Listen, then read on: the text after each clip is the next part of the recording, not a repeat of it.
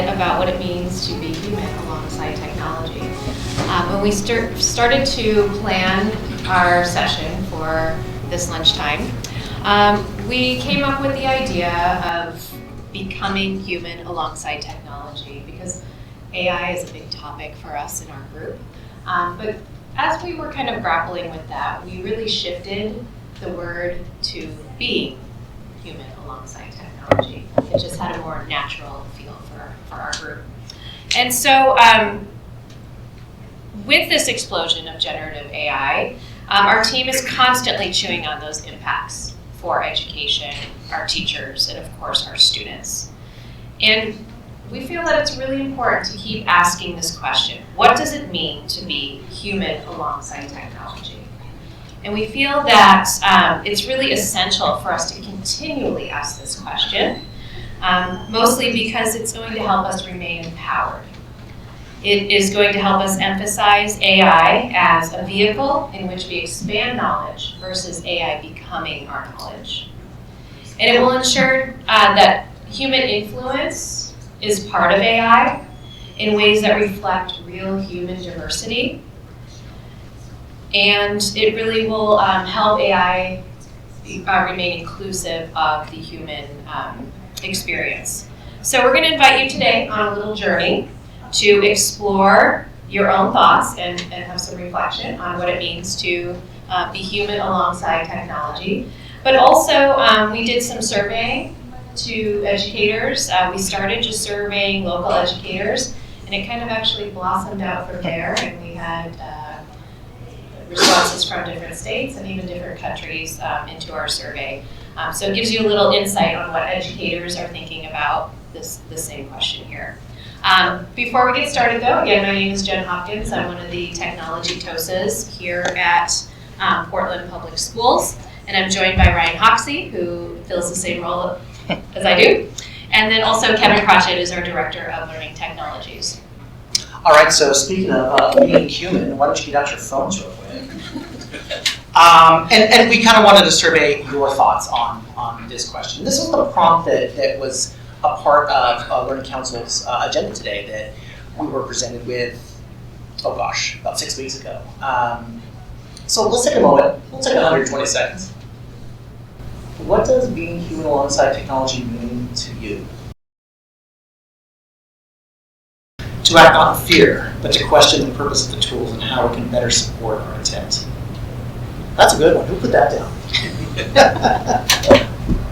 What was behind that? I mean, if you don't mind asking.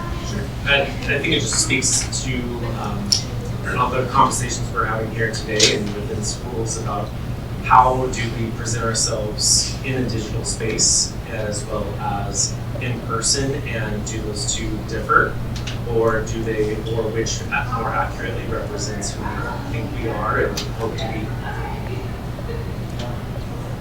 And that really highlights an entire component of just the ethicalness behind the work that we're doing. And even as I think about some of the work we're doing with our youngest learners and the digital citizenship components of who we are in these spaces, and where's the space for that to be allowed. So in full transparent mode, I looked at the prompts originally and I struggled with it. The idea of being or becoming human alongside technology. And I think Jen's sitting there laughing because I went to her and I was like, what does this even mean? So I asked ChatGPT. You know, it did. It was a really good answer. And so I'm also a big believer in quantitative and qualitative data. In terms of like qualitative data, sorry, I asked ChatGPT. I'll tell you what ChatGPT said in just a moment. But I took all the words ChatGPT gave me, and I took all the words that our educators gave us, and I threw them into word clouds because I love word cloud data. And I presented this to my team, and I just asked, well, which one was generated by humans and which one was generated by artificial intelligence? I'm just going to give you a second to take a look and maybe think in your mind.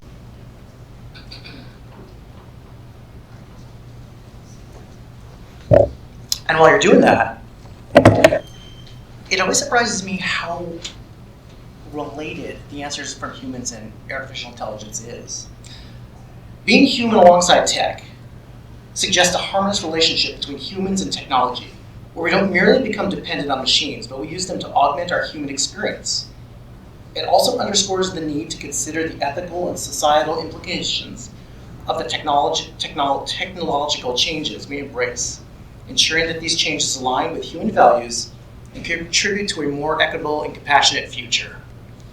If that was me, I dropped the mic. But that wasn't me. But that was our sort of our collective me, right? So, just maybe by a show of thumbs up or thumbs down, who believes that the left was generated by humans? And how about the right? Who believes that the right was generated by humans? Kevin, which one is it? I can't remember now. Well, it blew me away because it was the one on the right that was generated by artificial intelligence, and the word human became so large. And that was, I mean, it was an acknowledgement of how much it was still considering the human presence within this question. So then that kind of leads into our roles, right? As leaders, as technology directors, as TOSAs that are helping navigate instructional practices within our classrooms. But we really have to ask our teachers, right? Because so often, we don't want to say we forget the classroom, but sometimes it's just overlooked.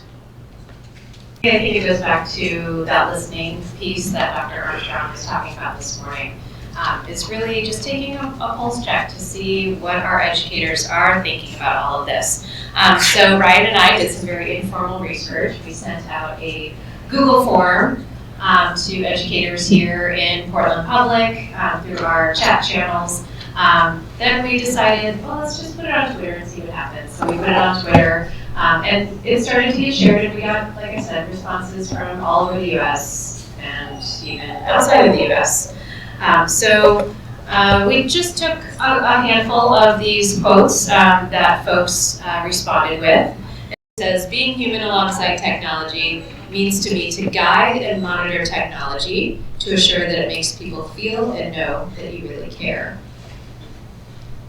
6'8" educator from Oregon, working with technology to better humankind and make life easier for everyone. 3'5" educator from Georgia, is both exhilarating and exhausting. It can make life and work so much easier. The same way it can also do the opposite. I work in a rural area where dealing with technology issues happens daily in the classroom. When it works, it's fabulous, but I always have to have a backup plan just in case. Okay. What? Then there's the issue of trying to keep up with the pace and momentum of change in order to stay relevant in education.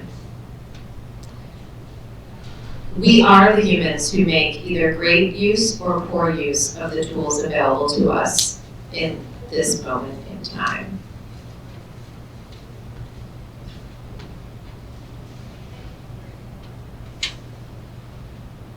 Being human alongside technology means regularly reassessing your relationship with tech, taking the good, leaving the bad, looking at how we can use it to improve our lives instead of being oppressed by it.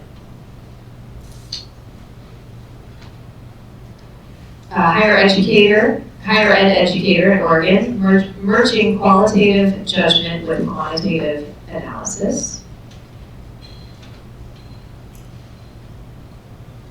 K-5 educator from Oregon, but even further than that, it should integrate in a way that the tech part of it fades to the background and the human experience is enhanced, elevated, and centered. An educator from Montreal in Canada, to use technology as a tool, but still using our human emotions, thoughts, and feelings for critical thinking. And then the last one I'll read is from a K-12 program director somewhere here in Oregon. It says, in an ideal, currently non-existent world, it means having the ability to understand the implications of how tech influences our lives, for better or for worse, as we integrate it at an exponential rate into every aspect of our daily personal, social, and work experiences. In this technological utopia, it would entail users being versed in the fundamentals of media and digital literacy, and being educated and aware of the harms technology can bring to society: bullying, divisiveness, political divides, increased racism and hate, the spread of misinformation, the potential misuse of artificial intelligence, and more. In reality, it involves a lot of blindly adopting the use of platforms and tools that benefit our lives in many ways, but that also creates a multitude of other problems and issues that were unforeseen. And many of these issues stem from the fact that there is very little oversight of any of it. So again, we can share out the link and educator responses to that question. I'm going to pass it over to Kevin to close us out with what it means to Can you bring me back to that quote on the K-5 educator about three quotes ago? So I find myself just on the fly changing what I'm going to say here from what I was planning. But in part, it's been thinking a lot about the things that we've been sharing today.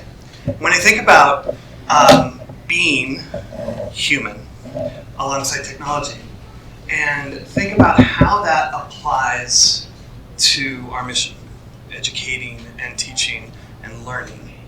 I really thought that this quote encapsulates it well. But even further than that, it should integrate in a way that the tech part of it fades to the background and the human experience is enhanced, elevated, and centered. And I was thinking about earlier, we were talking about how kids, they want to, teens, my 20-year-old, my 25-year-old, they would rather text than they would speak to me. And then thinking about what does that mean, right? For some people, that says that they don't want to be personally involved. And I don't think that's actually true. It's just their world is a little bit different in how it perceives efficiency and effectiveness. And it reminds me of a book that I read about eight years ago by Boyd, last name Boyd. It's called It's Complicated. And it's the social lives of connected teens. And granted, it's 8 years old, so I'm sure that there's a lot of other text that's come out since then. But really, when we begin to dive into how our kids are interacting and being human among technology, that's really the question for us, especially as educators. And so I turned back to that classroom and I started thinking about how is it that we're applying technologies? Is it blindly picking this app and that app? Or is it thinking what that technology is going to do to enhance and elevate and center the human aspect or quality? Getting back to education and instruction and pedagogy behind that. Really thinking beyond that SAMR model, right? Because we do the bottom half of the SAMR model really well. We can all sign a PDF, we can all share a Google Doc. But what is the half that really engages, extends, and enhances our student learning? And what are the models in our classroom that analyze our technology that we're using to do just that? Engage, enhance, and extend that human aspect. And if you're familiar with those three words, it's called the Triple E framework. And then, so I'm referencing a framework or a model for thinking about how technology is influencing our learning. I'll end with this little piece that's also a bit of reflection from today's conversation. So I work with 2 plus 2 more remarkable human beings. And that's why I get to let them do the hard work in the front end of a presentation, and I just get to come by in the back end and say, thank you so much for letting us talk. But when we all went online, we all created a water cooler moment online. We still meet online 3 to 4 days a week for 1 hour. It doesn't matter if our agenda is 15 minutes or 45 minutes long. We meet for 1 hour. And sometimes we sit there in silence and we're doing our email together, online. Sometimes we're on our Padlet where we're talking about the TV shows that we're watching. And all of these things that we've built up in this very social world of 5 people coming online every day is exactly the question. How do you become, or how are you being human alongside the technology? We went virtual in the last 4 years as a team. And how did our processes begin to mimic what we would do in the office? And I think in part because we all have strong tech skills, it made the development of being human easier. So how are we building those tech skills alongside the endeavor? Anyway, thank you for letting us talk with you and at you, and hopefully in that, thinking about how you are becoming and being human alongside the technologies that influence your life the most. Thanks so much.